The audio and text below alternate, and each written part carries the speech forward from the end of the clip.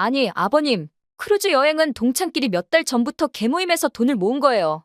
이미 배는 출발했는데 제가 어떻게 다시 와요? 제가 선장한테 가서 배라도 돌리라고 할까요? 이건 피치 못할 사정이었잖아요. 어머님이 갑자기 돌아가실 줄 누가 알았겠냐고요? 피치 못할 사정? 새언니는 그게 피치 못할 사정이라고 생각해요? 어머니 돌아가셨는데 가족보다 개모임이 더 중요해요? 저도 어머님 장례식장 못 가서 슬퍼요. 그녀는 손을 가슴에 얹으며 감정이 복받친 듯 연기했습니다. 근데 저를 마치 누굴 죽이기라도 한 죄인 마냥 몰아가면 저도 가만 안 있을 거예요. 그리고 아가씨, 어린 게 어디서 따박따박 말댔고요? 어른들 말하고 있을 땐 조용하세요. 싸가지 없이 굴지 말고. 너는 이제 우리 가족이 아니다. 그리고 다시는 내 앞에 나타나지 마라.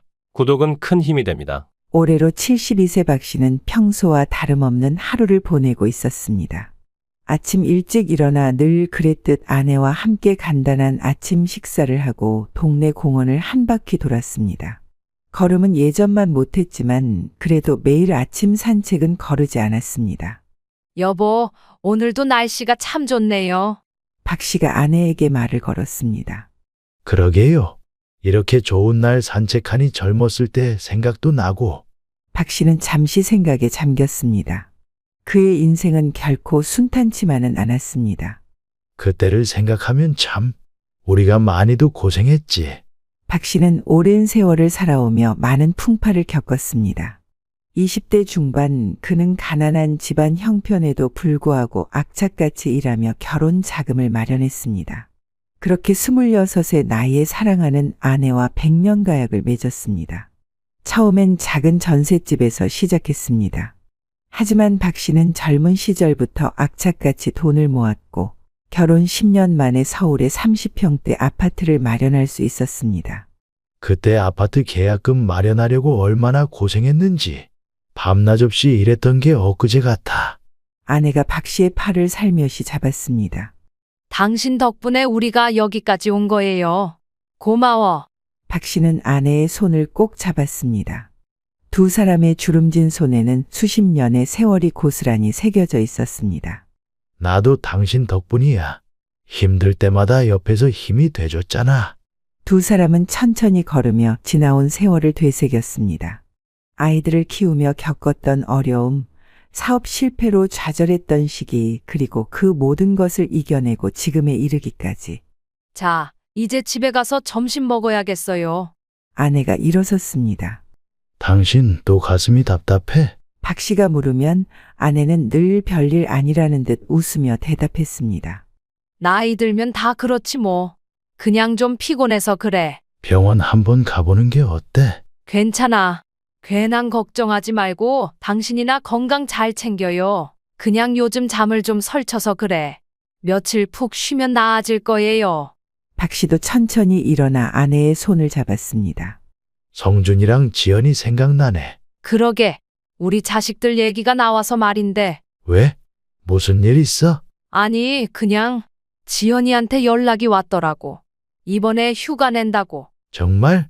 언제 온대? 다음 주에 온대. 오랜만에 가족이 다 모이는 거야. 아이고, 얼마나 보고 싶었나.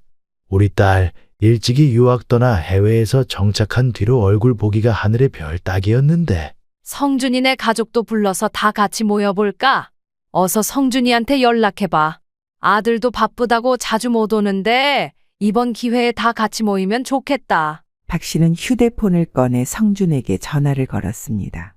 여보세요, 아빠? 그래, 성준아. 바쁘지 않니? 아니요, 괜찮아요.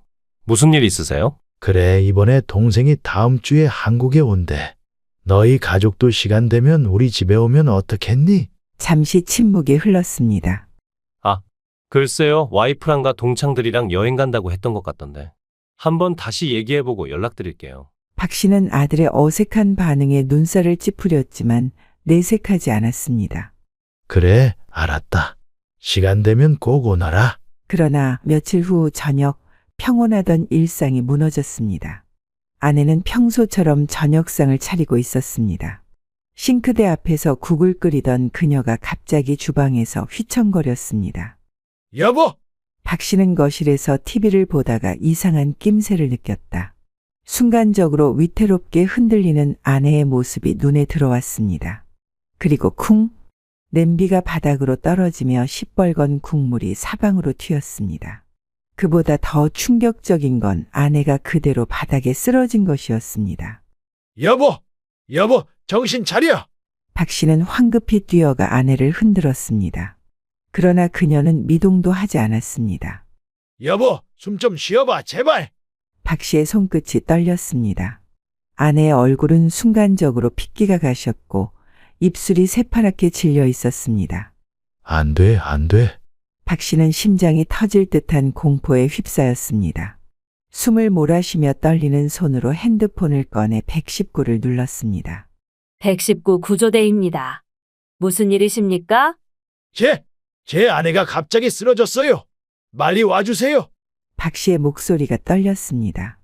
그는 아내의 손을 꼭 잡은 채 구급차를 기다렸습니다. 여보, 제발 눈 좀 떠봐. 내가 여기 있잖아. 나 좀 봐. 박 씨는 아내의 얼굴을 어루만지며 속삭였습니다. 그의 눈에서 눈물이 흘러내렸습니다. 갑작스러운 상황에 그는 아무것도 할 수 없었습니다. 드디어 구급차 소리가 들렸습니다. 박 씨는 황급히 일어나 현관문을 열었습니다. 여기에요. 빨리요. 구급대원들이 신속하게 들어와 아내를 살폈습니다. 환자분 상태가 위급해 보입니다. 즉시 병원으로 이송해야겠습니다. 구급대원의 말에 박 씨의 가슴이 더욱 조여왔습니다. 그는 아내의 손을 꼭 잡은 채 구급차에 올랐습니다. 여보, 괜찮을 거야. 내가 여기 있으니까. 혈압 급강하, 맥박 없음.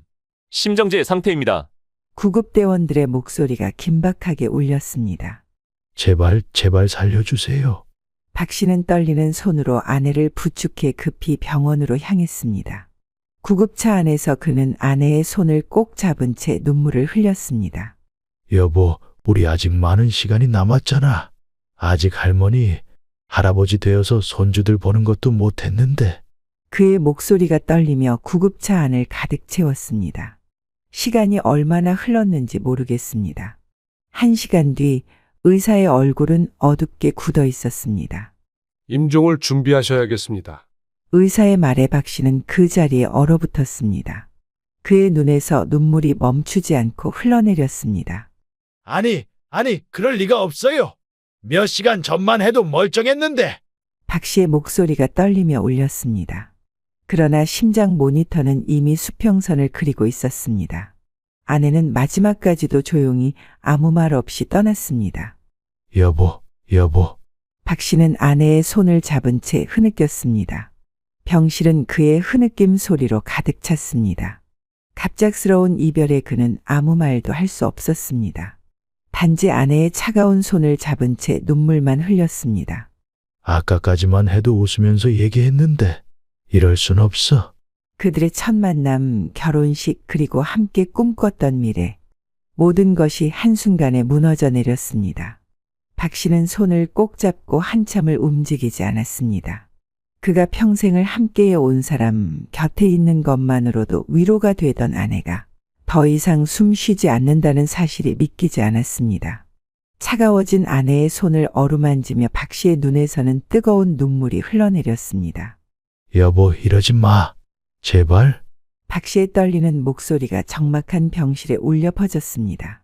마지막 순간까지 미소를 잃지 않았던 아내의 얼굴이 눈앞에 아른거렸습니다. 그는 핸드폰을 꺼내 떨리는 손으로 아들에게 전화를 걸었습니다. 성준아, 엄마가 떠났다. 잠시 정적이 흘렀습니다.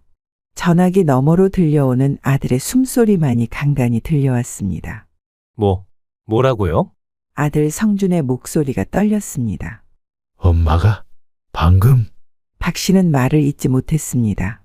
전화기 너머에서 아들의 숨소리가 거칠어졌습니다. 아버지, 지금 어디세요? 바로 갈게요.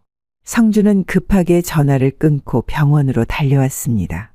숨을 헐떡이며 문을 열고 들어온 아들은 병실 한가운데 놓인 하얀 시트에 덮인 어머니의 모습을 보고 두 눈을 크게 떴습니다. 엄마, 아들은 발걸음을 떼지 못한 채 차마 시트 안쪽을 들춰보지도 못했습니다. 눈물이 저절로 차올랐습니다. 그제서야 현실을 받아들인 듯 성주는 천천히 어머니의 침대 옆으로 다가갔습니다. 아버지, 성주는 아버지의 어깨에 손을 얹었습니다. 박 씨는 고개를 들어 아들을 바라보았습니다. 둘의 눈에는 말로 표현할 수 없는 슬픔이 가득했습니다. 성준아, 네 엄마가 갔어? 박 씨의 목소리가 흐느낌으로 가득 찼습니다. 성주는 아버지를 꼭 안아주었습니다. 어머니, 성주는 조심스럽게 시트를 들추고 어머니의 얼굴을 바라보았습니다. 마치 깊은 잠에 빠진 것처럼 평화로운 표정이었습니다. 성주는 어머니의 차가운 손을 잡았습니다. 어머니, 저 왔어요. 성준이에요. 어머니, 그동안 고생 많으셨어요. 효도 한 번 못 해드려서 정말 죄송해요. 박 씨는 아들의 모습을 바라보며 가슴이 찢어지는 듯한 아픔을 느꼈습니다. 그는 아들의 어깨를 감싸 안았습니다. 성준아, 네 엄마는 널 정말 사랑하셨어. 성주는 고개를 끄덕였습니다. 알아요, 아버지. 그동안 어머니께 잘해드린 것도 없는데 이렇게 허망하게 가시다니. 둘은 한동안 말없이 서로를 붙잡고 있었습니다.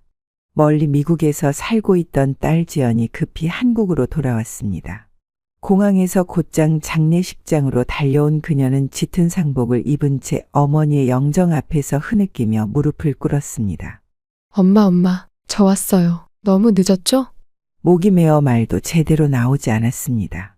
어머니의 얼굴을 한 번이라도 더 보고 싶었지만 도착했을 때는 이미 관이 닫혀 있었습니다. 지연은 떨리는 손으로 영정 사진 속 어머니의 얼굴을 쓰다듬었습니다. 엄마, 미안해요. 더 일찍 오지 못해서 마지막으로 얼굴 한 번 못 봤네. 눈물이 멈추지 않았습니다. 지연은 한동안 그렇게 엄마의 영정 앞에 무릎 꿇은 채로 있었습니다. 그때서야 주변을 둘러보았습니다. 그녀는 흐르는 눈물을 닦으며 아버지인 박 씨에게 다가갔습니다. 아버지의 모습은 말 그대로 망연자실한 상태였습니다. 평소 꼿꼿하던 허리는 구부정하게 굽어 있었고 눈빛은 초점을 잃은 채 허공을 바라보고 있었습니다. 아빠, 괜찮아요? 밥은 드셨어요? 박노인은 딸의 손을 꼭 잡으며 떨리는 목소리로 말했습니다. 괜찮긴 뭐가 괜찮아. 내 엄마가 가버렸는데. 우리 엄마, 왜 갑자기 이렇게 된 거예요? 심근경색으로 인해 급성 심정지라고 하더구나. 지연은 믿을 수 없다는 듯 고개를 저었습니다. 심근경색. 아니, 우리 엄마는 건강했잖아요. 평소에도 특별히 아픈 데 없었는데. 그때 병원에 데려갔어야 했는데. 박노인은 입술을 꽉 깨물었습니다. 눈물이 저절로 떨어졌습니다. 이미 늦었습니다. 여보, 미안해. 박노인의 떨리는 목소리가 장례식장에 울려 퍼졌습니다. 지연은 아버지의 어깨를 감싸 안았습니다. 아빠, 자책하지 마세요. 엄마도 원치 않으실 거예요. 내 엄마가 마지막으로 가슴이 아프다고 했을 때 내가 그냥 넘어갔어. 좀 쉬면 나아질 거라고. 병원에 갈 필요 없다고. 박노인의 말에 지연은 놀란 눈으로 아버지를 바라보았습니다. 내가 그 사람을 죽인 거야. 박노인의 눈에서 굵은 눈물이 흘러내렸습니다. 지연은 아버지를 꼭 안아주었습니다. 아빠, 그렇게 생각하지 마세요. 엄마도 그렇게 생각 안 하실 거예요. 우리가 어떻게 알 수 있었겠어요. 그때 뒤에서 누군가가 다가오는 소리가 들렸습니다. 지연이 돌아보니 오빠 민호였습니다. 지연아, 왔구나. 비행기 타자마자 왔어? 민호가 지연을 껴안았습니다.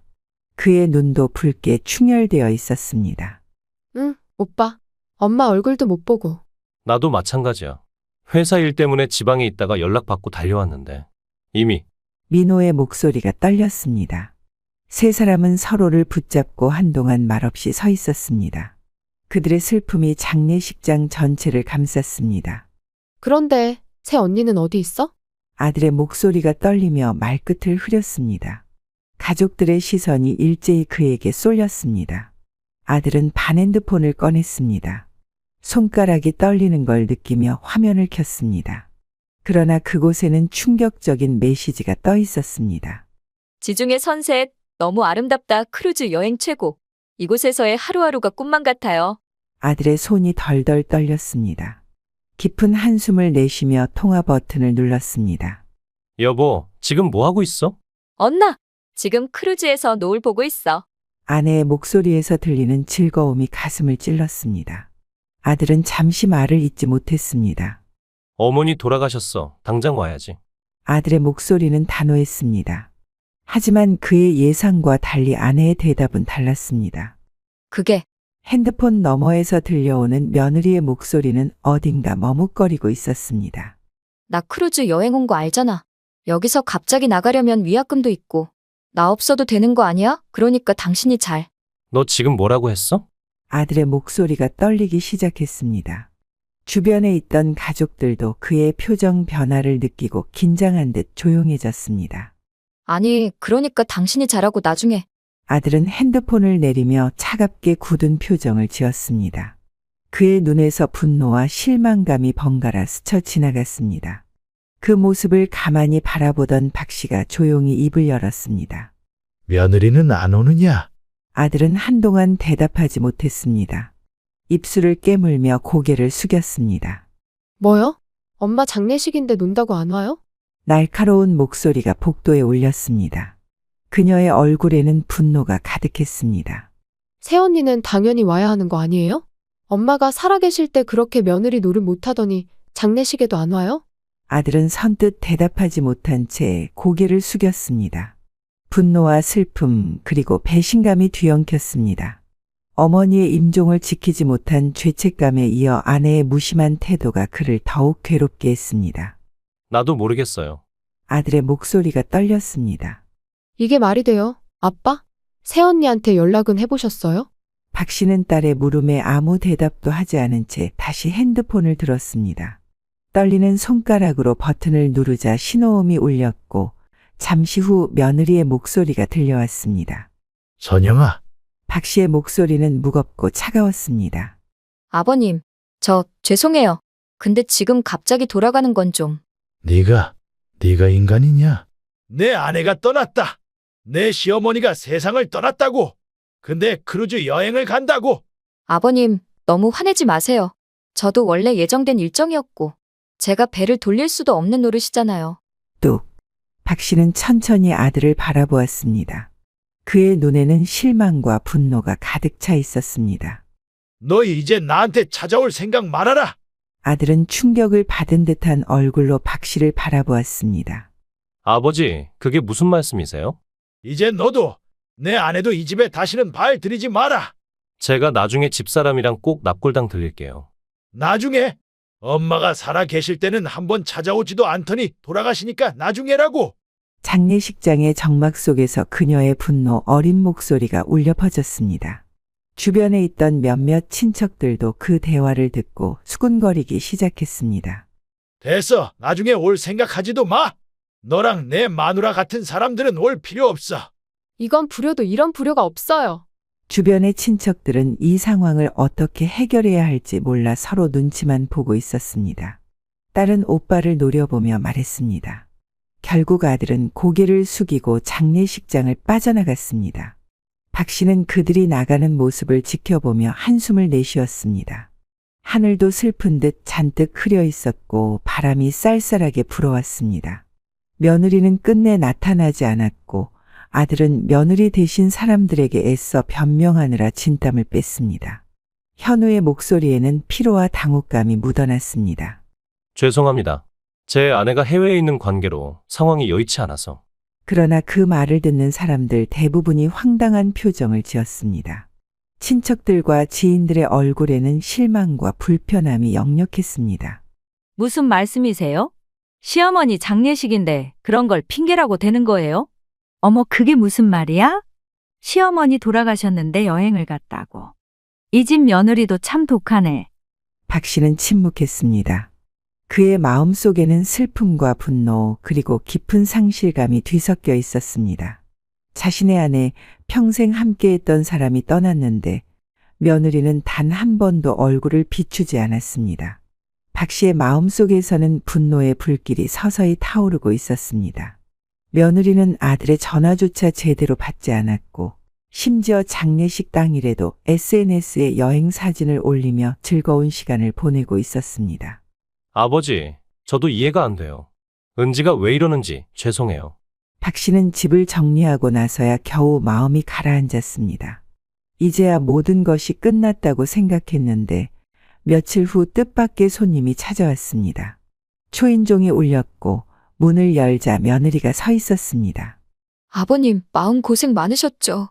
박 씨는 그녀를 바라보았습니다. 이제 와서 무슨 일인가? 며느리는 억지로 착 가라앉힌 목소리로 말했습니다. 아버님, 사실 장례식 때 못 와서 저도 마음이 참 무거웠어요. 그래도 이렇게 늦게라도 찾아뵙고 싶어서요. 박 씨는 미동도 하지 않았습니다. 며느리는 눈치를 보더니 조심스럽게 가방에서 두툼한 봉투를 꺼냈습니다. 위로가 될지 모르겠지만 이거라도 좀 받으세요. 그녀는 조심스레 봉투를 박 씨 앞에 내밀었습니다. 아버님께서 이제 혼자 생활하셔야 하니까 생활비 보태시라고요. 그 말을 듣는 순간 박 씨의 안색이 변했습니다. 지금 이게 무슨 짓인지 알고 있느냐? 며느리는 당황한 듯 눈을 깜빡였습니다. 네? 내가 이 돈을 받으면 그동안 내가 살아온 세월이 뭐가 되겠냐? 박 씨는 손에 들려있던 차잔을 식탁 위에 콱 내려놓았습니다. 순간 정적이 흘렀습니다. 내 아내가 떠났을 때 너 뭐하고 있었어? 아버님, 그건 너는 크루즈 위에서 칵테일을 마시고 있었지? 며느리의 얼굴이 굳어졌습니다. 박 씨는 그녀를 똑바로 바라보며 단호하게 말했습니다. 내가 주는 돈을 받아야 할 만큼 비참한 늙은이라고 생각하느냐? 아버님, 그런 뜻이 아니에요. 그냥 작은 정성인데. 박 씨는 피식 웃으며 봉투를 집어들었습니다. 그리고 그대로 바닥에 던졌습니다. 네 돈은 필요 없다.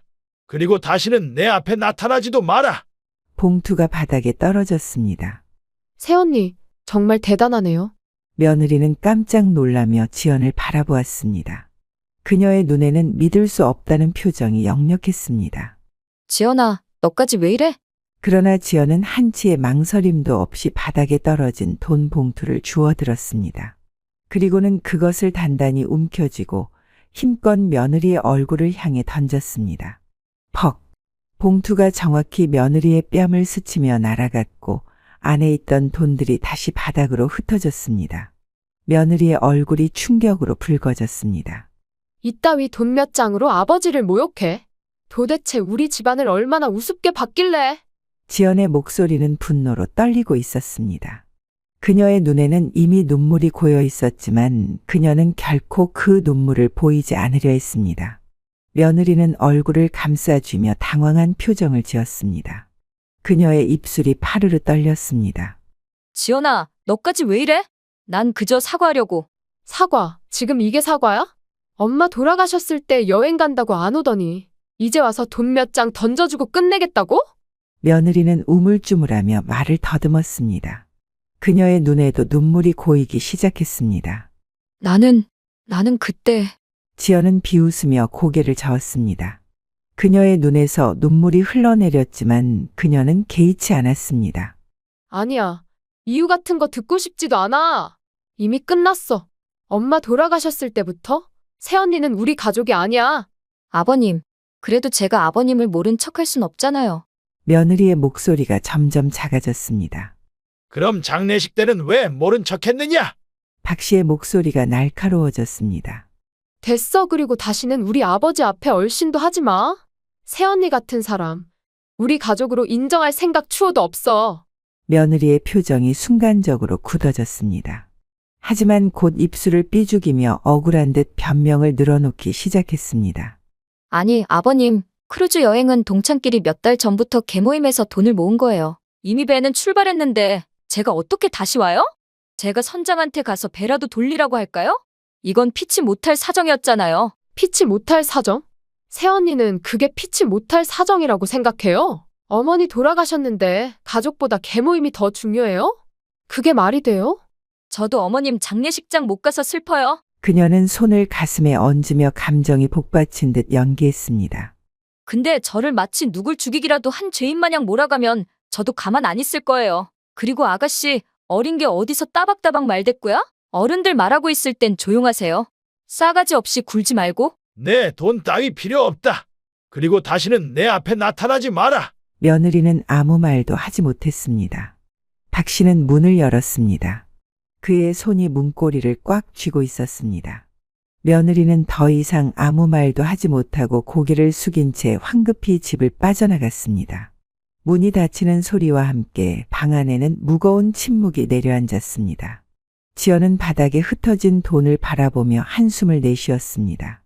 이제야 새언니가 어떤 사람인지 확실히 알겠네요. 그는 천천히 소파에 앉았습니다. 그의 어깨가 무겁게 처져 있었습니다. 우리끼리라도 행복하게 살 수 있을 거예요. 그렇죠? 박 씨는 딸의 손을 꼭 잡았습니다. 그래, 지연아. 우리끼리라도 행복하게 살자.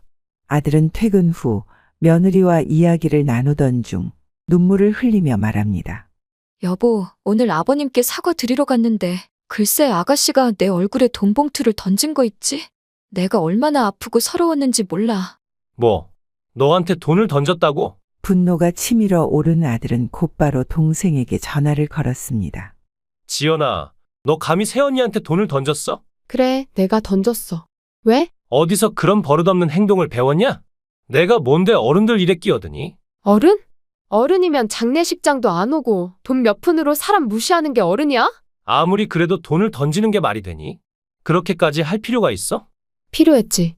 그리고 오빠는 대체 왜 새언니 편만 들어? 엄마 장례식에도 안 온 사람인데 그걸 이해해? 오빠는 지금 어머니랑 아버지보다 아내가 더 중요해? 오빠가 어른이면 제대로 판단해.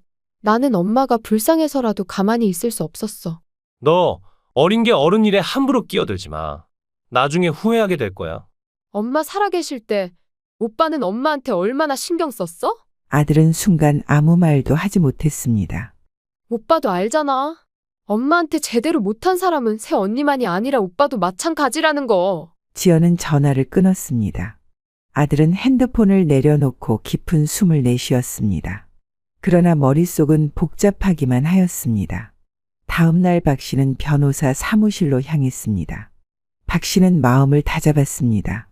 더 이상 아들에게 기대할 것도 줄 것도 없었습니다. 안녕하세요, 박 변호사님. 아, 박씨 아저씨. 무슨 일로 오셨나요? 박 씨는 잠시 망설이다 입을 열었습니다. 제 재산을 정리하려고 왔습니다. 변호사의 눈이 커졌습니다. 제가 죽으면 내 재산을 딸에게만 전부 증여하려고 합니다. 아들에게는 단 1원도 남기지 않을 겁니다. 상당히 큰 결정이십니다. 혹시 가족과 상의는 해보셨나요? 상의할 필요 없습니다. 이미 끝난 일입니다. 그렇군요. 하지만 아드님은요? 박 씨의 눈에 슬픔이 스쳐 지나갔습니다. 아들에겐 이미 충분히 주었습니다. 그럼 우선 현재 어르신 명의로 된 재산을 정리해야 합니다. 지금 살고 계신 집과 예금 그리고 기타 자산이 어떻게 되시나요? 집 한 채 그리고 평생 모은 예금이 있습니다. 모두 딸 앞으로 넘기고 싶습니다. 알겠습니다. 법적 절차를 밟도록 하죠. 우선 집을 사전 증여하는 절차를 진행할 수 있습니다. 하지만 상속 문제로 나중에 분쟁이 생길 가능성이 있습니다. 그리고 공증을 받아야 합니다. 만약 나중에 아드님이 이 일을 제기하면 법적으로 방어할 수 있도록 대비해야 합니다. 좋소. 필요한 건 뭐든 하시오. 박 씨는 흔들림 없이 서류에 사인을 했습니다. 며칠 후 딸 지연이 아버지를 찾아왔습니다. 아버지의 집 문을 열고 들어서는 지연의 표정에는 걱정과 불안함이 가득했습니다. 거실로 들어서자 아버지가 창가에 서서 멍하니 밖을 바라보고 있는 모습이 보였습니다. 아빠, 정말 괜찮아요? 괜찮다. 그가 짧게 대답했습니다. 오빠한테서 연락 오지 않았어요? 왔다. 하지만 받지 않았다. 오빠가 후회할지도 몰라요. 후회? 그놈이 진짜 후회한다면 그 전에 장례식장에 며느리를 끌고 왔어야 했지. 아버지의 마음에 새겨진 상처가 얼마나 깊은지 느낄 수 있었습니다. 이제 아빠는 너만 보고 살 거다. 내가 가진 모든 걸 내 앞으로 넘겼으니까 내 인생을 잘 살아라. 아빠, 정말 그러셔도 돼요? 그래, 나는 이미 마음의 준비가 다 끝냈으니 너는 신경 쓰지 마라. 박 씨는 딸을 다독이며 조용히 창밖을 바라보았습니다. 봄날의 햇살이 따스하게 창문을 통해 들어오고 있었습니다. 아빠, 우리 여행 갈래요? 아빠가 항상 하고 싶어 하셨던 여행, 이제 갈 수 있잖아요. 박 씨의 눈이 반짝였습니다. 그래, 좋은 생각이구나. 아빠가 젊었을 때 꿈꿨던 곳들이 많아. 어디로 가고 싶으세요? 응? 제주도는 어떨까? 아빠가 젊었을 때 한 번도 가보지 못했거든. 제주도 좋아요. 제가 바로 예약할게요. 그렇게 박 씨는 새로운 삶을 준비하기 시작했습니다. 딸과 함께하는 여행 계획을 세우며 그의 마음속에는 오랜만에 기대감이 피어났습니다. 지금까지는 아들을 위해 살았지만 이제는 딸과 남은 인생을 살아갈 것입니다. 그의 얼굴에 드리웠던 그림자가 조금씩 걷히기 시작했고 앞으로의 날들에 대한 희망이 싹트기 시작했습니다. 아버님, 저희도 여러 가지 생각을 해봤어요. 어머님도 안 계신데 이제 따로 지내시는 게 좋지 않을까요? 장 씨는 신발을 벗으려다 멈췄습니다. 사실 이런 말씀드리기 좀 어려웠는데 어머니도 돌아가신 마당에 저희가 같이 살아야 할 이유는 없을 것 같아서요. 친아버지도 아니시잖아요. 나는 친아버지가 아니니까 이 집에서 나가라는 거냐? 내가 너 중학교 때부터 먹여주고 키워줬는데 이젠 필요 없다는 거냐? 올해로 71세가 된 장상철 씨는 인천의 오래된 골목에서 태어났습니다. 낡은 슬레이트 지붕 밑 비가 오면 여기저기 물이 새던 작은 집. 어머니는 매일 손빨래를 하고 아버지는 부두에서 마기를 하며 하루 벌어 하루 먹고 살았습니다. 어린 장 씨에게는 장난감도 책도 사치였습니다. 학교에 다니는 것조차 가족에게는 큰 부담이었습니다. 그가 처음 발을 디딘 곳은 인천 항 근처의 건설 현장이었습니다. 아침 5시에 일어나 도시락을 챙겨 허름한 작업복을 걸치고 현장으로 향했습니다. 작업 시작과 동시에 휘파람 소리와 함께 크레인이 철근을 나르고 쇳덩어리가 쿵쿵 울리는 소리, 타는 듯한 콘크리트 냄새가 코끝을 찔렀습니다. 그에게 있어 사랑은 사치, 결혼은 남의 이야기였습니다. 하루 벌어 하루 살아가는 인생에서 누군가를 사랑할 여유는 없었습니다. 장 씨는 그날도 땀과 먼지에 쩔어 하루를 마치고 공사장 바로 옆에 있는 작은 국밥집으로 향했습니다. 허름한 간판, 기름때가 낀 유리창, 국밥 냄새가 진하게 풍기는 그곳은 노동자들의 유일한 쉼터였습니다. 어이, 국밥 하나. 장 씨는 구석진 자리에 앉아 담배를 꺼내려다 순간 국밥을 푸던 한 여인을 발견하고 손을 멈췄습니다. 그녀는 낡은 앞치마를 두르고 국밥을 퍼내고 있었습니다. 머리는 뒤로 질끈 묶었지만 흐트러진 머리카락이 이마에 들러붙어 있었습니다. 땀에 젖은 얼굴. 하지만 그 눈빛은 묘하게도 따뜻함을 품고 있었습니다. 그녀는 국밥 위에 고명을 올리며 말했습니다. 뜨거우니까 조심해서 드세요. 참 고단한 사람 같구먼. 나랑 비슷하군. 장 씨는 국밥을 한 숟갈 뜨며 그렇게 중얼거렸습니다. 소주 한 병을 시켰습니다. 국밥 한 숟갈과 소주 한 모금이 들어갈 때마다 마음속 깊이 쌓였던 피로와 서러움이 조금씩 풀어지는 듯 했습니다. 며칠 후 장 씨는 또다시 국밥집을 찾았습니다. 국밥집 문을 열고 들어서자 여전히 익숙한 국물 냄새가 그를 반겼습니다. 그러나 오늘은 무언가 달랐습니다. 그녀가 장 씨를 보며 조심스러운 미소를 지었습니다. 오늘도 혼자세요? 늘 혼자 오시네요. 그 말에 장 씨는 잠시 머뭇거리다 고개를 끄덕였습니다. 늘 혼자인걸요. 그날 이후 장 씨는 매일같이 그 국밥집을 찾았습니다. 그녀도 마치 기다렸다는 듯 언제나 같은 자리에 앉은 장 씨에게 따뜻한 국밥을 내주었습니다. 요즘도 현장에서 일하세요? 그렇지요. 뭐 다른 게 있나요? 젊어서부터 했던 일인데. 장 씨는 국밥을 한 숟갈 뜨며 멋쩍게 웃었습니다.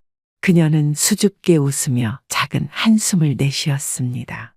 참 고단하네요. 우리 인생. 두 사람은 그렇게 매일 조금씩 서로의 이야기를 꺼내 놓았습니다. 사실 저에겐 아들이 있어요. 중학생이에요. 아이 아버지는 떠났어요. 몇 해 전에요. 저희 둘만 남았죠. 장 씨는 국밥에 젓가락을 담근 채 고개를 떨궜습니다. 그녀에게도 이런 사연이 있었구나. 그러다 장 씨는 조용히 고개를 들고 웃으며 말했습니다. 사람이 사는 게 다 그렇지요. 그게 뭐 대수겠습니까? 그리고 며칠 후 장 씨는 마침내 그녀의 집으로 초대를 받았습니다. 성호야, 문 좀 열어봐. 오늘 중요한 손님 오시니까 인사드려야 해. 문 너머에서 툭 소리와 함께 작은 발소리가 들렸습니다. 잠시 후 문이 열리자 중학생 성호가 등장했습니다. 성호는 날카로운 눈빛으로 장 씨를 위아래로 훑어봤습니다. 엄마, 저 사람 누구야? 그 눈빛은 경계와 불신이 가득했습니다. 성호야, 인사해야지. 아버지 되실 분이란다. 그 말이 떨어지자마자 성호의 표정이 굳어졌습니다. 싫어. 그리고 쿵 소리를 내며 방문을 닫아버렸습니다. 장 씨는 성호가 들어간 닫힌 방문 앞에 멍하니 서 있었습니다. 죄송해요. 성호가 아직은 낯을 가려서요. 아닙니다. 애들은 다 그렇지요. 천천히 시간이 지나면 되겠지요. 그렇게 시간은 흘러 성호가 결혼할 나이가 되었습니다. 검은 정장의 소매를 꼼꼼히 펴고 몇 번이고 매무새를 다듬었습니다. 거울 속에는 세월의 흔적이 고스란히 담긴 얼굴이 비쳤습니다. 거칠고 두툼한 손마디, 햇볕에 그을린 피부, 그리고 희끗해진 머리카락. 어색하구먼. 내 손으론 거친 일밖에 못했는데. 스스로 중얼거리며 다시 한번 넥타이를 고쳐 매는 손길이 조심스러웠습니다. 결혼식장은 축복의 분위기로 가득했습니다. 성호는 깨끗한 턱시도를 입고 있었습니다. 어릴 적 방문을 닫아버리던 그 소년이 이제는 한 가정을 이루려는 어른이 되어 있었습니다. 성호의 곁에는 새하얀 웨딩드레스를 입은 며느리가 수줍은 미소를 지으며 함께 걸었습니다. 장 씨는 어느새 손등으로 눈가를 훔쳤습니다. 눈물이 흐를 줄은 몰랐습니다. 내가 너의 친아버지는 아니지만 너의 삶의 어른으로 살아온 세월이 헛되지 않았기를. 자, 이제 신랑의 아버님께서 축사를 해주시겠습니다. 뜨거운 박수로 맞이해 주세요. 아버지, 부탁드려요. 마이크 앞에 서자 식장이 조용해졌습니다. 장 씨는 떨리는 손으로 마이크를 잡았습니다. 오늘부터 너희가 걸어갈 길이 언제나 웃음과 행복으로 가득하길 바란다. 네가 나에게 준 시간 내겐 과분한 선물이었다. 앞으로도 나 대신 너희가 서로에게 가장 큰 힘이 되어주길 바란다. 식장 안에는 조용한 눈물과 따뜻한 박수 소리가 울려 퍼졌습니다. 잘 살아라, 아들아. 장 씨의 눈가에 다시금 눈물이 맺혔습니다. 결혼식이 끝나고 며느리와 아들은 장 씨의 집에서 함께 살게 되었습니다. 낡았지만 42평 남짓한 집. 아버님, 저희가 들어오자마자 이렇게 패기치는 거 아니죠? 며느리가 주방에서 고개를 내밀며 밝게 웃었습니다. 배는 무슨 가족인데 여기 들어온 이상 다 같이 사는 거지. 다음 날 아침 햇살이 거실 창문으로 스며들었습니다. 장 씨는 조용히 일어나 부엌으로 향했습니다. 그곳에는 며느리가 바쁘게 식사 준비를 하고 있었습니다. 아버님, 일어나셨어요? 곧 아침 준비돼요. 그래, 수고 많구나. 된장국 냄새와 함께 고소한 계란말이, 멸치볶음이 가지런히 놓여 있었습니다. 네 사람은 식탁에 둘러앉아 조용히 밥을 먹기 시작했습니다. 잠시 동안 숟가락 소리만 들리던 식탁. 며느리가 조심스럽게 말을 꺼냈습니다. 아버님, 사실 저희가 요즘 집을 알아보고 있거든요. 아직은 형편이 좀 어렵지만요. 그래, 신혼 때는 다 그렇지. 다들 작게 시작해서 조금씩 넓혀 나가는 거야.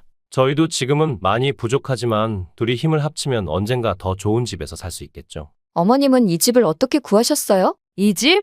우리 둘이 모은 돈으로 산 거야. 두 손으로 한 푼 두 푼 모으면서 말이지. 아버지, 그때 참 힘드셨겠어요. 힘들지. 하지만 지금 와서 생각해보면 그때가 참 행복했더구나. 가족이 함께 있는 것만으로도 말이다. 그러던 어느 날 평화롭던 일상의 균열이 찾아왔습니다. 저녁 무렵 아들은 평소와 달리 무거운 표정으로 식탁 앞에 앉았습니다. 젓가락을 들던 며느리도 남편의 낯선 표정을 보자 손을 멈췄습니다. 성호아, 왜 그러냐? 무슨 일 있니? 아버지, 사실 오늘 회사에서 구조조정이 있었어요. 저도 포함됐어요. 결국 잘리게 됐습니다. 순간 식탁 위에 정적이 흘렀습니다. 젓가락 소리마저 멈추고 방 안은 고요해졌습니다. 장 씨는 멍하니 아들을 바라보다가 손에 든 숟가락을 내려놓았습니다. 뭐라고? 그 잘 다니던 회사를. 괜찮아요, 아버지. 이번 기회에 퇴직금으로 작은 카페라도 차려볼까 해요. 요즘 저도 사무실 일보다는 자영업이 낫지 않을까 생각했거든요. 카페? 요즘 요식업이 얼마나 힘든 줄 아니? 하루에도 수십 개의 가게가 문을 닫는 세상이야. 그쪽 경험도 없으면서 괜찮겠니? 이게 그렇게 만만한 일이 아니다.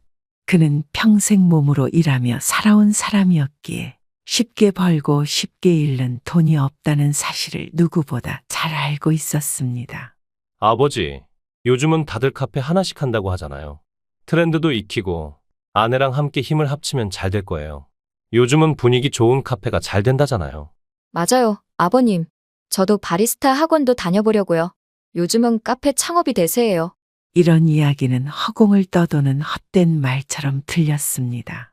그렇다지만 세상이 그렇게 쉽게 돌아가진 않는다. 돈이라는 게 얼마나 무서운 건데. 너희 둘 다 경험도 없는 일을 덜컥 시작해서야. 저희도 저희 방식대로 살아보고 싶어요. 퇴직금 모아 시작하는 작은 가게 하나인데 걱정하지 마세요. 무조건 성공할 겁니다. 열심히만 하면 안 되는 일이 어디 있겠어요? 며느리도 씩씩한 목소리로 힘을 보탰습니다. 장 씨는 잠시 두 사람의 얼굴을 바라보았습니다. 자신만만한 아들의 표정, 희망에 부푼 며느리의 웃음. 그래, 젊은 사람들의 의지를 꺾을 수도 없고 나서서 말릴 수도 없는 노릇이지. 그래, 내 마음이 그렇다면 해봐라. 다만 언제든 힘들면 말해라. 하지만 마음속 깊은 곳에서는 지울 수 없는 불안감이 서서히 자리 잡기 시작했습니다. 그렇게 장 씨의 걱정과 함께 아들과 며느리의 카페 창업 준비가 시작되었습니다. 장 씨의 걱정은 결국 현실이 되어버렸습니다. 아들과 며느리가 야심차게 시작한 카페는 6개월도 채 되지 않아 문을 닫았습니다. 주변에는 이미 이름난 카페들이 즐비했고 가격 경쟁력이나 맛에서도 밀리자 손님들은 다시 그곳으로 향했습니다. 괜찮다. 다시 일어나면 되지. 인생이 한 번쯤은 그런 법 아니겠느냐. 그러나 장 씨의 마음 한켠은 무겁기만 했습니다.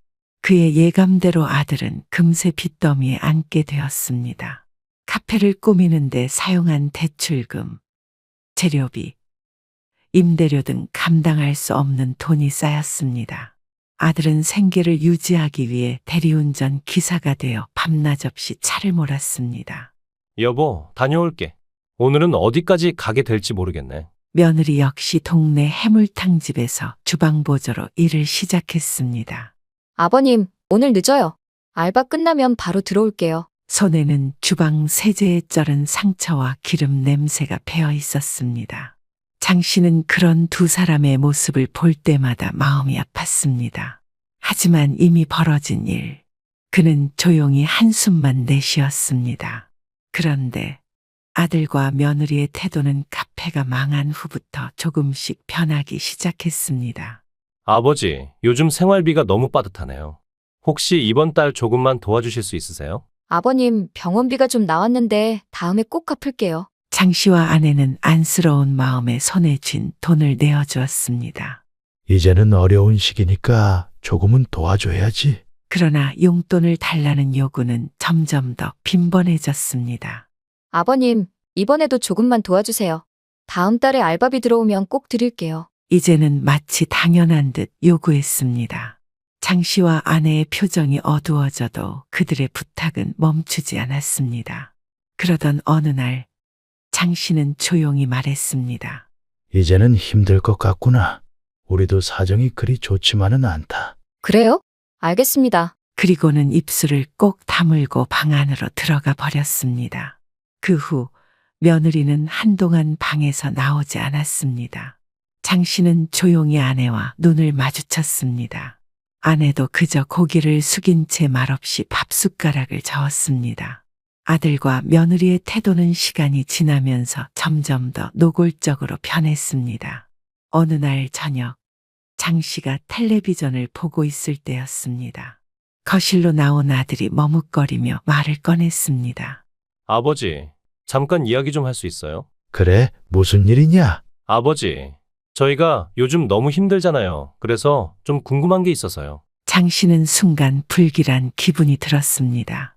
뭔데 그러냐? 아버님, 다름이 아니라 저희가 받을 몫은 얼마나 되는지 알고 싶어서요. 그러니까 유산이요. 아버님이랑 어머님이 나중에 남기실 재산이 얼마나 되는지요. 그래야 저희도 앞으로 계획을 세울 수 있을 것 같아서요. 솔직히 저희 힘으로는 답이 안 나오잖아요. 그래서 지금 내가 죽은 다음 얘기를 하자는 거냐? 에이, 아버지, 무슨 그런 말씀을 하세요. 아들은 멋쩍게 웃으며 말을 얼버무렸습니다. 그래서 얼마 정도 남으실까요? 집도 있고 예전에 모아놓은 돈도 좀 있으시잖아요? 장 씨는 자리에서 천천히 일어났습니다. 됐다. 오늘은 피곤하니까 그만 이야기하자. 그러던 중 아내가 갑작스러운 심근경색으로 병으로 세상을 떠났습니다. 40년을 함께 살아온 아내의 죽음. 장 씨는 망연자실한 상태였습니다. 평생을 함께한 사람의 빈자리가 이렇게 클 줄은 몰랐습니다. 손에 잡히는 것은 아무것도 없었고 모든 것이 멍했습니다. 그러나 장례식장의 분위기는 이상했습니다. 울음과 슬픔이 가득해야 할 자리에 이상한 웃음과 속삭임이 들려왔습니다. 며느리 선아는 장례식장에 어울리지 않는 화려한 화장을 하고 나타났습니다. 붉은 립스틱의 반짝이는 귀걸이까지 장 씨는 눈을 의심했습니다. 조문객들이 고개를 숙이며 들어올 때마다 아유, 어머님은 편하게 가셨죠. 며느리는 싱긋 웃으며 마치 축하 자리라도 된 것처럼 농담을 던졌습니다. 뭐야, 저 애가 지금 장례식장에서 웃고 있는 건가? 장 씨는 눈을 가늘게 뜨며 며느리를 지켜봤습니다. 그 모습이 영 불편했습니다. 어머, 저게 누구야? 며느리라면서? 맞아. 저 집 며느리라더라. 근데 저게 무슨 꼴이래?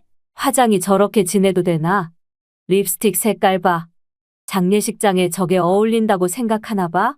아니, 장례식에 귀걸이는 또 왜 달고 왔대? 요즘 젊은 사람들은 예절도 없나 봐. 친척들과 조문객들의 수군거림은 점점 커졌습니다. 한 어르신은 고개를 절레절레 흔들며 말했습니다. 아이고, 요즘 사람들은 참 어른 보내는 자리에서조차 격식을 모르는구먼. 아이고, 저런 며느리 둔 집안이 참 딱하다. 그러던 순간 친척 중 한 사람이 장 씨에게 다가와 조심스럽게 속삭였습니다. 형님, 며느리 분 너무 웃음기가 많아서 다들 좀 불편해 하시네요. 그래도 자리가 자리인 만큼 조금만 자제하도록 말씀 좀 해주세요. 장 씨는 그 말을 듣고도 아무 대답 없이 멀리 웃고 있는 며느리를 바라보았습니다. 그녀의 손끝에는 반짝이는 액세서리와 핸드폰이 들려 있었습니다. 그때 누군가의 그림자가 장 씨의 앞에 섰습니다. 아버지, 아들이었습니다. 아니겠지. 설마 우리 성우가? 장 씨는 애써 스스로를 다독였습니다. 하지만 아들의 입에서 나온 말은 그의 모든 믿음을 무너뜨리는 한마디였습니다. 아버지, 어머니 유산으로 저희가 받을 것 좀 있을까요? 뭐라고? 아들은 멋쩍게 웃으며 며느리를 바라봤습니다. 그러자 며느리 선아가 씩 웃으며 장 씨의 옆구리를 툭 쳤습니다. 아버님, 뭐 다 가족끼리 하는 말인데요. 그래도 어머님께서 이렇게 가셨는데 남겨주신 거라도 저희가 잘 챙겨야죠. 장 씨는 주먹을 꽉 쥐었습니다. 아내가 평생 아끼고 모은 돈, 아내와 함께 땀 흘리며 갚아온 집. 그 모든 것이 결국 돈으로만 보였던 것인가. 아버지, 저희도 요즘 많이 힘들어요. 엄마도 저희 생각하시면서 모으셨을 테니. 나중에 이야기하자. 지금은 그런 이야기 때가 아니니까. 장 씨는 그 말을 마지막으로 천천히 장례식장을 빠져나왔습니다. 장 씨가 장례식장 밖으로 무겁게 발걸음을 옮기던 그때 뒤에서 다급히 쫓아오는 발소리가 들렸습니다. 아버지, 잠깐만요. 이제 좀 제대로 말씀해 주세요. 왜 유산 이야기만 나오면 그렇게 피하시는 거예요? 너 지금 네 어머니가 돌아가셨다. 그런데 지금 유산 이야기를 해. 그리고 너 얼굴에 화장을 무슨 떡칠을 한 거냐? 장 씨의 목소리는 바람처럼 낮고 서늘했습니다. 오늘이 잔치날이야. 어디서 감히 네 시어머니 영정 앞에서 그런 몰골로 웃고 떠들어? 선아는 움찔했지만 곧 어색한 미소를 지으며 말했습니다. 저는 그냥 깔끔하게 하려고. 요즘 장례식장에서는 이렇게 하는 사람 많아요. 조용히 해라. 장 씨는 손을 내저으며 소리쳤습니다. 조문객들 보기 부끄러워서 내가 정말 제정신으로 있을 수가 없다. 무슨 잔칫날처럼 이 사람들 앞에서 웃고 떠들어. 순간 장례식장 주변은 고요해졌습니다. 조문객들이 술렁이며 장씨 가족을 힐끔힐끔 바라봤습니다. 아들과 며느리는 당황한 얼굴로 서로를 바라보다 고개를 떨구었습니다. 아들의 차가운 목소리에 며느리도 더는 대꾸하지 못하고 발걸음을 돌렸습니다. 정말 이게 다 무슨 꼴이냐. 내가 저놈들을 잘못 키운 건가? 아내의 장례가 끝나고 장 씨는 혼자 집으로 돌아갔습니다. 장 씨는 묵묵히 현관으로 향했습니다. 그때였습니다. 아들과 며느리가 신발장으로 나왔습니다. 현관 앞 무거운 정적이 흘렀습니다. 장 씨는 신발을 벗으려다 멈췄습니다. 그 옆에서 며느리 선아는 무심한 표정으로 팔짱을 끼고 있었습니다. 아버님, 저희도 여러 가지 생각을 해봤어요. 어머님도 안 계신데, 아버님, 이제 따로 지내시는 게 좋지 않을까요? 장 씨는 아무 말도 하지 않았습니다. 그저 멍하니 아들과 며느리를 바라봤습니다. 요즘 노인분들은 요양원도 많이 다니시잖아요? 거기 가시면 친구들도 생기고 밥도 나오고 간호도 잘해준다던데요? 아들이 어색하게 웃으며 말을 더했습니다. 사실 말씀드리기 좀 어려웠는데 어머니도 돌아가신 마당에 저희가 꼭 같이 살아야 할 이유는 없을 것 같아서요. 친아버지도 아니시잖아요. 그래, 결국 나는 아버지가 아니었구나. 수십 년을 함께 살아온 가족이라고 믿었던 사람들이 결국 그에게서 원하는 것이 무엇이었는지를 깨달은 순간이었습니다. 그러니까 나는 친아버지가 아니니까 이제 이 집에서 나가라는 거냐? 성호야, 네 입으로 말해봐라. 내가 친아버지가 아니어서 그런 거냐? 아들은 입술을 깨물며 눈치를 봤습니다. 아버지, 그냥 아버님도 편하게 지내시라고 한 건데. 편하게? 장 씨는 비웃음을 터뜨렸습니다. 그래, 편하게. 너희 둘만 편하면 되는 거냐? 내가 너 초등학교 때부터 밥 벌어다 주고 몸이 부서지게 일하며 널 키웠는데도 결국 내가 친아버지가 아니라서 이젠 필요 없다는 거냐? 너희 어머니가 살아계셨다면 뭐라고 하셨을까? 좋다, 나가마. 하지만 잊지 마라. 내가 친아버지가 아니었어도 아버지로 살아온 시간은 거짓이 아니었다. 문이 닫히는 소리와 함께 현관 앞에는 멍하니 서 있는 아들과 며느리만이 남았습니다. 그리고 장 씨의 뒷모습은 두 번 다시 돌아오지 않았습니다. 현관문이 닫히자 집안에는 무거운 침묵만이 남았습니다.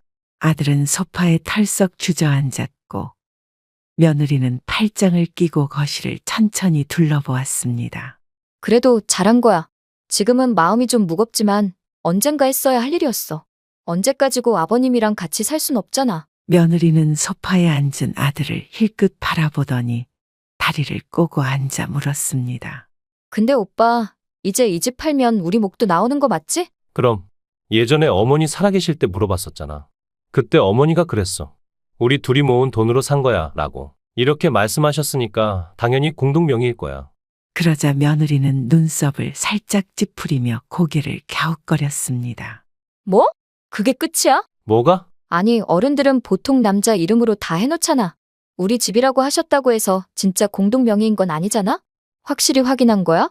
부모님 두 분이서 평생을 같이 살아오셨는데 설마 아버지 이름으로 해놨겠어?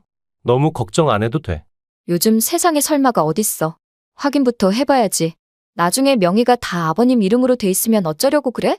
밖에서는 봄비가 내리고 있었습니다. 장 씨는 회색빛 수트를 차려입고 말없이 부동산 사무실 문을 열었습니다. 사무실 안은 조용했고 중개업자는 서류를 정리하다 장 씨를 보고 반갑게 인사를 건넸습니다. 어르신, 어쩐 일이세요? 장 씨는 무거운 표정으로 다가가더니 손에 든 서류를 책상 위에 툭 하고 내려놨습니다. 이 집 당장 팔아버릴 겁니다. 어르신이 오래 사시던 그 집이잖아요. 금매로 내놔 주시오. 금방 나가게 해줬으면 좋겠어. 이제 저놈들이 내 집을 얼마나 탐냈는지 알게 해줘야겠지. 장 씨는 사무실 창밖을 바라보며 천천히 중얼거렸습니다. 며칠 후 해가 뉘엿뉘엿 지고 있는 저녁 무렵 아들 부부는 장 씨의 집 앞으로 차를 타고 도착했습니다. 그러나 그들의 눈앞에 펼쳐진 광경에 두 사람은 동시에 멈춰 섰습니다. 매각 완료. 붉은 글씨로 선명하게 적힌 커다란 표지판이 대문 앞에 붙어 있었습니다. 뭐야, 이거 누가 붙인 거야? 아들은 놀란 눈으로 표지판을 바라보다가 허둥지둥 휴대폰을 꺼냈습니다. 며느리는 얼굴이 하얗게 질리며 소리를 질렀습니다. 말도 안 돼. 당장 아버님한테 전화해. 몇 번의 신호음 끝에 장 씨가 전화를 받았습니다. 여보세요? 아버지, 이게 뭐예요? 대체 무슨 일이에요? 집 앞에 매각 완료 표지판이 붙어 있어요. 뭐 같아 보이냐? 아니, 그게 무슨 말이에요? 어머니 몫은요? 그 지분은 저희 상속 아니에요. 그건 우리 몫이라고요. 어머니? 참. 그 집 4명이야. 하나부터 10까지 다 내 명의로 돼 있거든. 그것도 확인 안 하고 나를 집에서 쫓아낸 거냐? 멍청하기 짝이 없구나. 뭐라고요? 그래, 니네들이 그렇게 탐내던 그 집. 내가 산 집이다. 그리고 내가 팔았지. 그리고 앞으로는 내 집은 내가 알아서 한다. 너희랑은 상관없는 일이다. 그 말을 끝으로 통화는 끊어졌습니다. 오빠, 어떻게 된 거야? 며느리는 다급하게 아들의 팔을 잡고 흔들었습니다. 설마 아버님이 다 팔아버린 거야? A씨 이럴 줄 알았으면 그때 쫓아내지 말걸. 아들과 며느리는 집 앞에서 멍하니 서 있다가 급히 전화를 걸어 변호사 사무실로 향했습니다.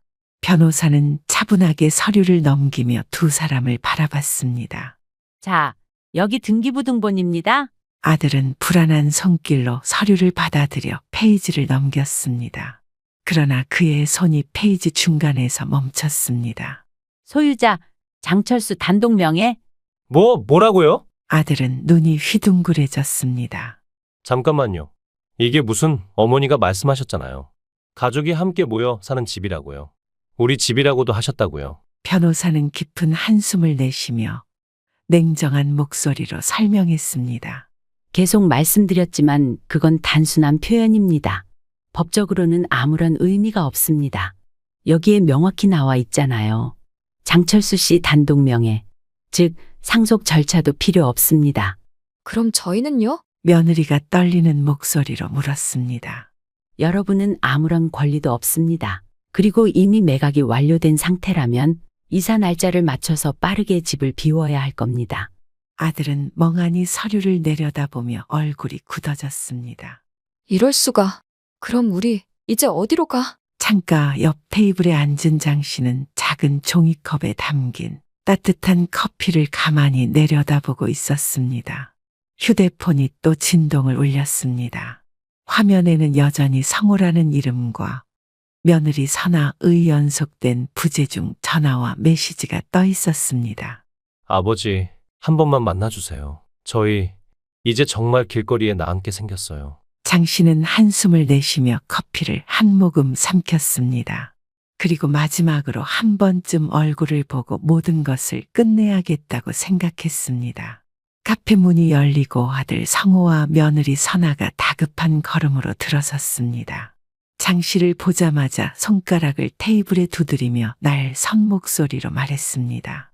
아버지, 아니, 도대체 어떻게 된 거예요? 우리 어머니가 분명히 말씀하셨어요. 이 집은 우리 집이라고요. 가족 모두의 집이라고요. 선아의 얼굴이 상기되어 손가락을 장 씨 쪽으로 겨눴습니다. 아버님이 몰래 명의를 바꾼 거 아니시죠? 저희를 이렇게 길거리에 나앉게 하실 거예요? 너희 어머니가 우리 집이라고 했던 건 함께 살아온 세월이 담긴 집이었기 때문이야. 그 집으로 이사 올 당신애가 공동 명의로 하자고 말한 적도 있었다. 하지만 너희 어머니는 말했다. 애 딸린 자신을 받아준 것만으로도 고맙다고. 그래서 나는 내 이름으로 등록했을 뿐이다. 성호는 순간 어깨를 떨며 입술을 꽉 물고 눈을 감았습니다. 나는 말이다. 내가 죽으면 너한테 내 모든 재산을 넘길 생각이었다. 그렇게 살아왔다. 하지만 이제는 그럴 이유가 없을 것 같구나. 장 씨는 성호의 눈을 똑바로 바라봤습니다. 네 말대로 나는 너의 친아버지가 아니니까. 아버지. 성호는 더 이상 말을 잇지 못하고 고개를 떨궜습니다. 그리고 떨리는 다리로 일어서더니 그 자리에서 무릎을 꿇었습니다. 아버지, 죄송합니다. 정말 잘못했습니다. 다시 기회를 주세요. 한 번만요. 카페 안은 조용해졌습니다. 주변의 시선에도 아들은 바닥을 치며 울부짖었습니다. 며느리는 당황한 얼굴로 옆에서 서성일 뿐 아무 말도 하지 못했습니다. 테이블 위에 놓인 종이컵에 미지근한 커피를 조용히 마지막으로 한 모금 마시고는 느린 걸음으로 자리에서 일어났습니다. 더 이상은 나를 아버지라고 부르지도 말고 찾지도 말거라. 아들이 무릎을 꿇고 우는 모습, 며느리가 허둥대며 남편의 팔을 잡는 모습, 그 모든 것을 뒤로한 채 장씨는 한 번도 고개를 돌리지 않고 카페 문을 열고 나갔습니다. 창가 자리에 비친 장씨의 뒷모습은 늦가을 오후의 긴 그림자처럼 길게 늘어졌습니다. 가족이란 이름으로 기대했던 것들 결국 진짜 가족이 아니었다. 이제야 알겠다. 내 인생의 마지막은 오직 나 자신만을 위한 것이어야 한다는 것을. 장씨는 집을 팔고 난 후 인천 시내의 조용한 주택가를 돌아다니며 새로운 보금자리를 찾아다녔습니다. 여러 부동산을 돌며 고민하던 끝에 마침내 마음에 드는 작은 집을 발견했습니다. 여기입니다, 어르신. 병원도 가깝고 바로 앞에 복지관도 있어서 참 편리할 거예요. 1층이라 계단 오르내릴 필요도 없고요. 중개업자의 설명에 장씨는 천천히 고개를 끄덕였습니다. 낡긴 했지만 따뜻한 햇살이 거실 한가득 들어오는 작은 집. 복지관은 바로 골목을 돌면 나왔고 근처에 종합병원도 자리 잡고 있었습니다. 무엇보다 1층이라 다리에 무리가 가지 않는 점이 마음에 들었습니다. 장씨는 새로 이사한 집에서 전혀 새로운 일상을 시작했습니다. 과거에는 늘 돈을 아끼는 삶을 살아왔습니다. 모든 것이 아들을 위해서였습니다. 내가 아껴야 나중에 애한테 물려줄 수 있지. 늙은이가 쓸데없이 돈 써서 뭐해. 그러나 이제는 달랐습니다. 아들을 위해 참았던 모든 것을 이제는 자신을 위해 쓰기로 마음먹었습니다. 아침 햇살이 커튼 사이로 들어오면 장씨는 여유롭게 기지개를 켰습니다.